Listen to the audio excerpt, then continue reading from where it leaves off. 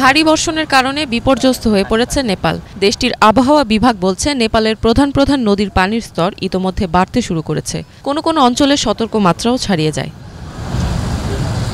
অতিবৃষ্টিতে সড়কে জলাবদ্ধতার কারণে যাতায়াতে ভোগান্তির সম্মুখীন হয়েছেন বাসিন্দারা। ক্ষতিগ্রস্ত হয়েছে বেশ কিছু সড়ক। ঝুঁকিপূর্ণ হওয়ায় কোনো কোনো সড়কে যানবাহন চলাচলও বন্ধ রয়েছে।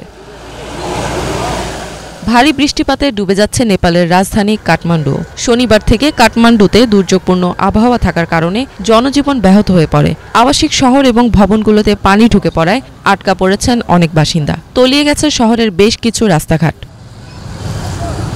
টানা বৃষ্টিপাতে শহরটির বাগমতী নদীর পানির স্তর বেড়ে গেছে। স্থানীয় বাসিন্দারা বলছেন এতে আশেপাশের আবাসিক এলাকায় পানি ঢুকে তাদের বাড়িঘর ব্যাপক ক্ষতিগ্রস্ত হয়। রোববার ভারী বর্ষণের কারণে নেপালের বেশ কিছু জায়গায় ভূমিধসের ঘটনাও ঘটে। ভূমিধসের পর সড়ক যোগাযোগ ব্যবস্থা স্বাভাবিক করতে কাজ করে যাচ্ছে উদ্ধারকর্মীরা। ভারী বর্ষণের কারণে নেপালে এখন পর্যন্ত প্রাণ গেছে 15 জনের, আহত হয়েছেন 18 জন এবং নিখোঁজ রয়েছেন আরও 3 জন। পুলিশের মুখপাত্র ডান বাহাদুর কার্কি জানান, বিভিন্ন সংস্থা ও স্থানীয়দের সাথে নিয়ে নিখোঁজদের উদ্ধারে চেষ্টা চালাচ্ছে পুলিশ। ইফাত জাহান, বাংলা ভিশন।